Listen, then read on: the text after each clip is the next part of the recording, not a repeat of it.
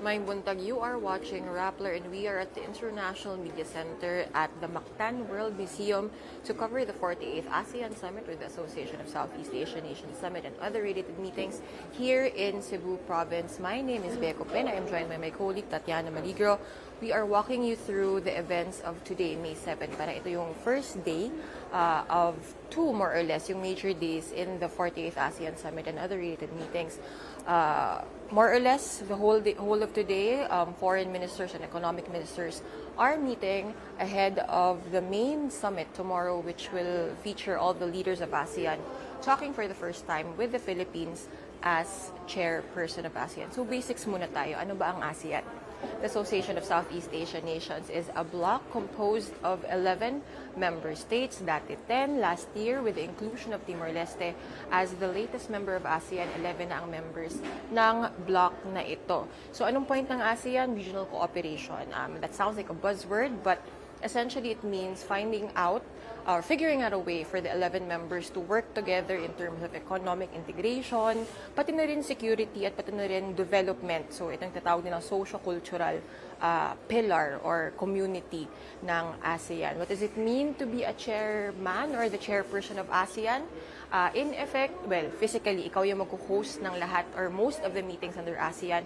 But more importantly, substantively, kayo yung magdedetermine ng agenda ng mga meeting, hindi lang ng Leaders Summit, not just the Leaders Summit, but including also yung mga meeting ng foreign ministers, economic ministers, yung socio-cultural cluster or community rather, as well as the other subgroupings or summits and meetings within ASEAN. So, again, we are in Cebu. This is the second time that Cebu is hosting a major meeting under ASEAN.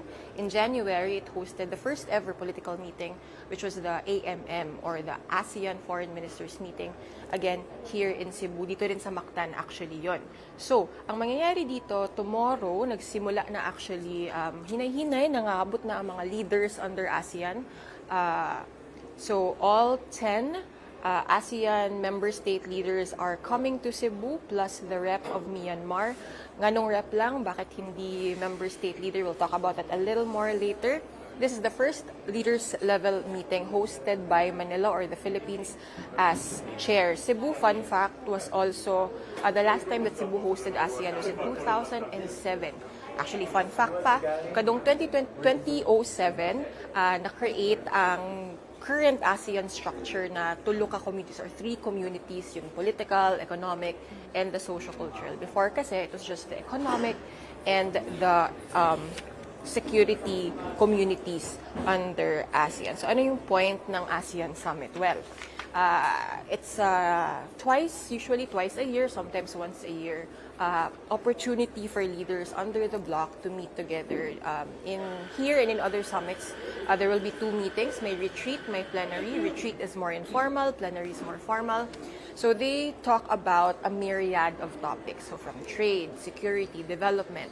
In previous ASEAN summits, yung mga topics na they cover would include tensions and security in the South China Sea, trade agreements, even artificial intelligence and how it will affect ASEAN. But this time, very hyper-focused yung 48th ASEAN Summit. In fact, siguro na you've read about this, nag-scale down ang Philippines. Aside from the summit, so yung leaders level meetings and select meetings ng mga ministers, all of the meetings under ASEAN are online in response to the Middle East crisis, which is a perfect segue into discussing the focus of the 48th ASEAN Summit, which my colleague will talk to you about. Kasi not the first time in a long time, but the first time in several years, kumbaga laser focus yung ASEAN kung anong gusto niyang pag-usapan during this summit. And Tati, what will they be talking about precisely? Thanks, Bea. So, you're right, no, the ASEAN Summit couldn't have come at a better time because we're currently under a state of a national energy emergency because of the ongoing crisis in the Middle East. So, the Philippines, Monggod, kasi it uses a lot of oil, particularly diesel, not just for transport, but ginagamit din kasi natin to power some of our communities. So we import a majority of our fuel requirements, and our ASEAN neighbors are also facing the same predicament. And because of the oil price shock, fuel prices have risen to record highs. It's tumaas ang presyo ng mga pagkain at ibang mga bilihin. And the Bangko Sentral ng Pilipinas actually forecasts that inflation will average at around 6.3% this year. So how exactly does ASEAN come into the picture here? So the regional bloc kasi is trying to think of different ways that they can help each other to mitigate the effects of the oil crisis on their own economies. So just days before the summit mismo, around last week, the economic ministers actually released a statement on the impact of the Middle East crisis on the regional bloc. So yun sila, nararamdaman na yung epekto ng pagtaas ng presyo ng langis at kuryente, and it's starting to reflect na sa cost ng mga ibang mga bilihin. So one key commodity in particular that they're quite concerned about is fertilizer, kasi kung tumataas ang presyo ng fertilizer, it could disrupt the country's food supply because maapektuhan ang farm output, and it will also increase the prices of rice and other food products. And in fact, tumataas na nga siya ngayon. Yeah. So they've come up with several things from this meeting last week so far that they hope to build on during the summit. So first, they agreed to ratify the ASEAN Petroleum Security Agreement, or the APSA. So ang pinaka-importanting part nito is the fuel sharing agreement among the member states during crisis. So this will allow them to shield these economies rather from the shock of the global market if ever crises like this ever happen again. Second, another key thing that they want to do is to stabilize energy supply and energy prices as well. So the economic ministers and the energy ministers also of ASEAN have agreed to continue pursuing the ASEAN Power Grid. So ang goal nito is to connect the 11 member states, yung electricity grids nating lahat, by 2045 so that we can all kind of share power with each other. And the third naman is stronger trade agreements. I think it's something that's pursued in basically perpetuity. Yes, exactly. Sabi kasi ni Department of Trade and Industry Secretary Cristina Roque, they agreed not to impose trade restrictions on each other, especially during this time. Kasama na rito ang mga export bans on essential goods, because ang belief talaga is a stable and steady supply chain will help stabilize the prices as well. So cheaper, steady power, fuel supply, and food security. So these are just some of the main goals for the economic ministers for the ASEAN Summit. And if these deals hold, in future oil crises maybe, or other crises in general, it could mean the difference between soaring inflation and yung mga stable prices, not just for Filipinos, but other people living within the ASEAN bloc as well. So that's about it for the economic discussions of it. So Bea, maybe I'll turn it back to you to talk about other topics that they'll be pursuing. So again, because Middle East focused yung discussion, parang may three major subtopics like Tati mentioned, yung oil price and oil supply fluctuations, how to protect ASEAN from that.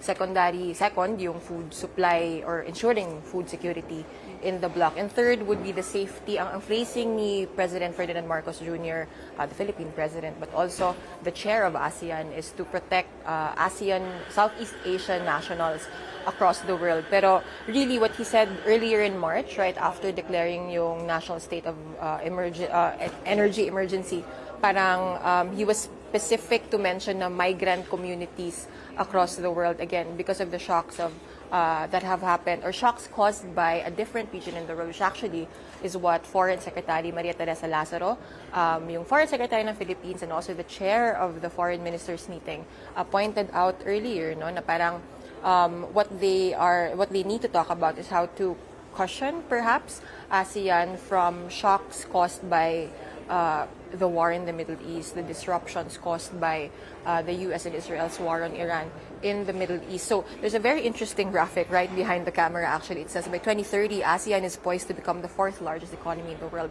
So I guess that contextualizes kung bakit may urgency, as low as it can be, admittedly, in ASEAN, to talk about these issues and to actually create concrete plans. So it's interesting lang din pala, in March, right after the declaration, yung national energy emergency in the Philippines, Marcos, not him directly, obviously, but through his intermediaries, consulted with the 10 other ASEAN member states to ask, do we want to push through with the summit?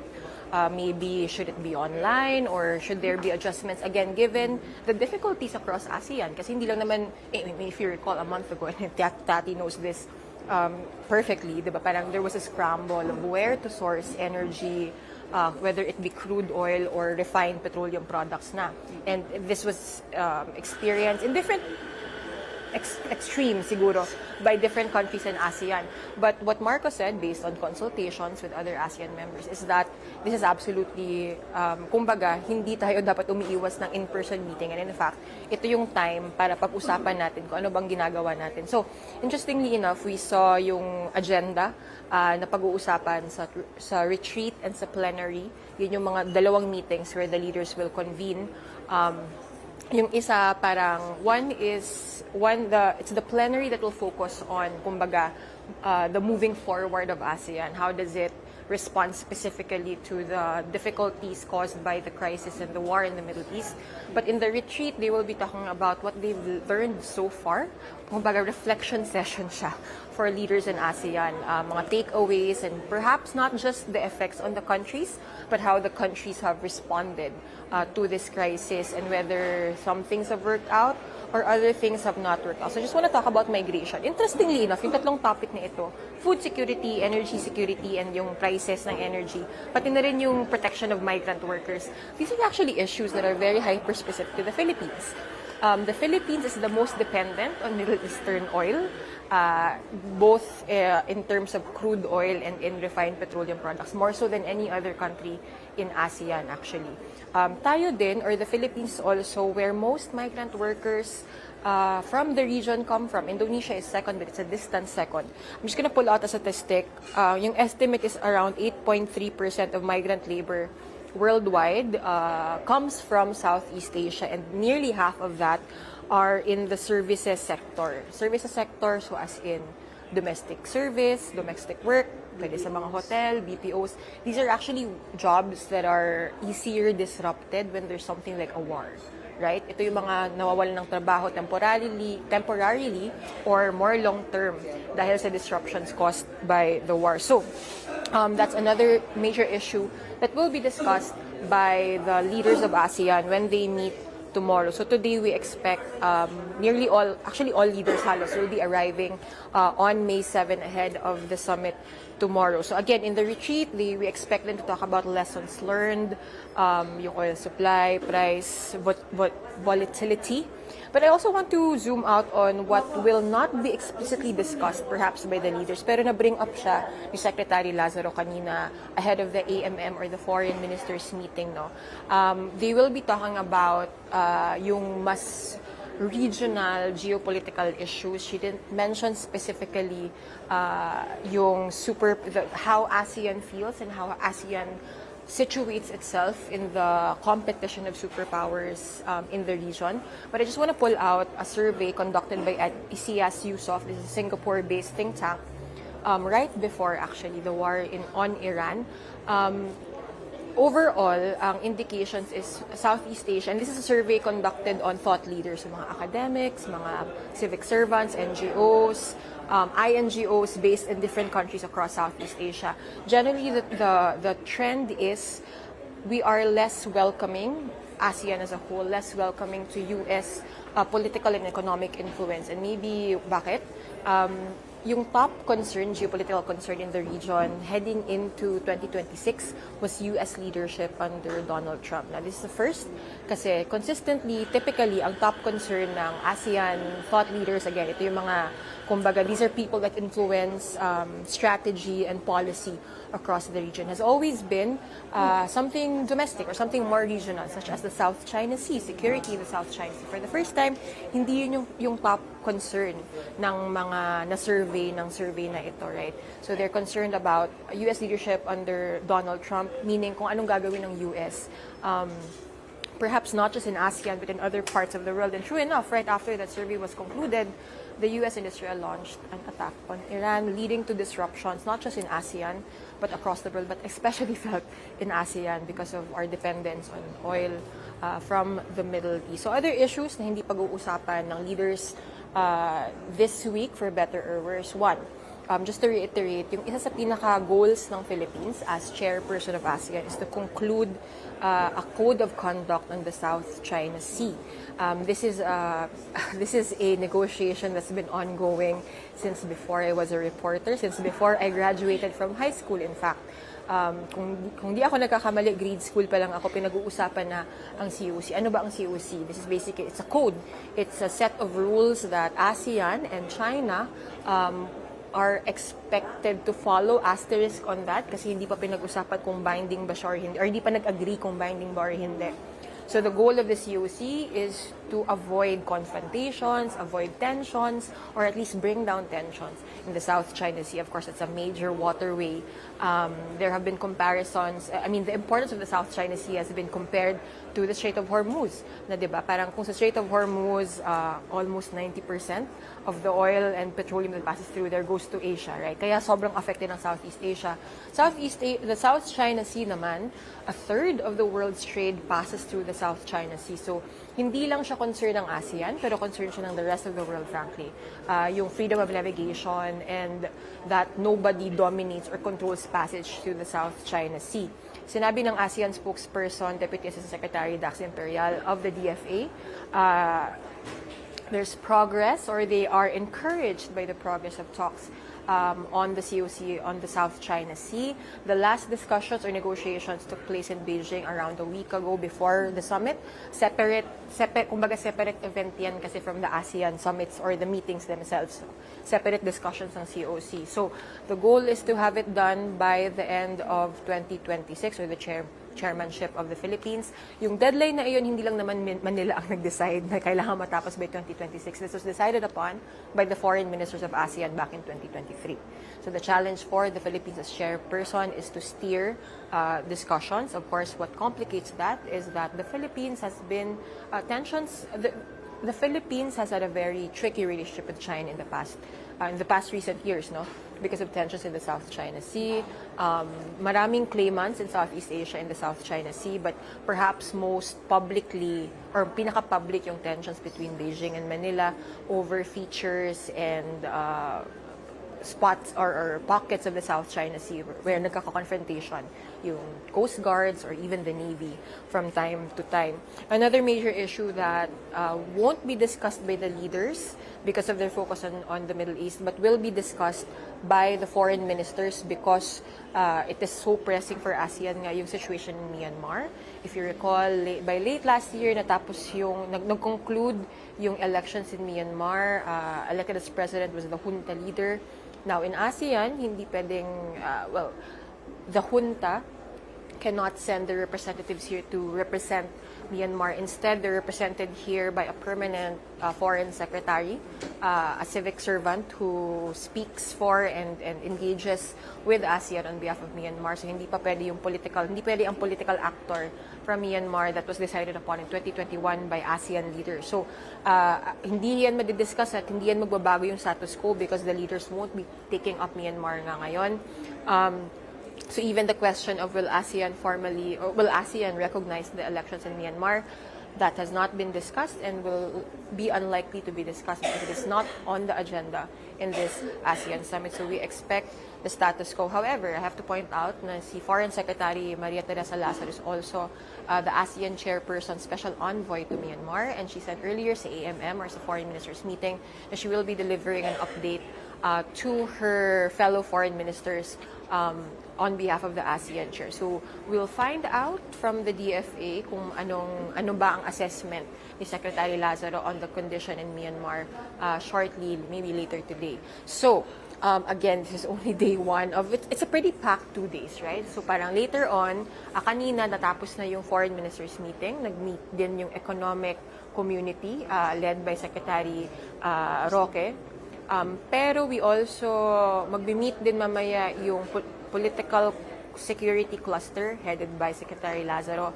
Magbi-meet din jointly yung foreign ministers and economic ministers, which again siguro emphasizes yung pagka-hyper-focus ng discussions on the ASEAN response or how ASEAN will brave through another crisis like the one in the Middle East right now. So we're gonna give you more updates on that. We're gonna go live again later today to talk to you about what happened, what transpired in ASEAN today. Did we miss out on anything? So far, we've covered pretty much everything that kind of foundational. Right. Oh, there's another meeting that's happening later this afternoon, yung BIMP IAGA, Brunei, Indonesia, Malaysia, and the Philippines. That's a sub-regional grouping that's meant to focus on development in less developed or less economically developed parts of those countries. So we'll see also, it's a special summit convened by Marcos. We'll see what results from that summit there. So if you want updates, there's actually a live updates page on ASEAN, not just for today and to tomorrow, yung mga outcomes ng meetings, if ever, at yung mga opening remarks and all the side events that have happened or that are happening in relation to the summit. Tati and I will be in Cebu until the summit concludes to bring you updates. If you want updates again, there's a live updates page. There's also, you can also visit or download the Rappler app.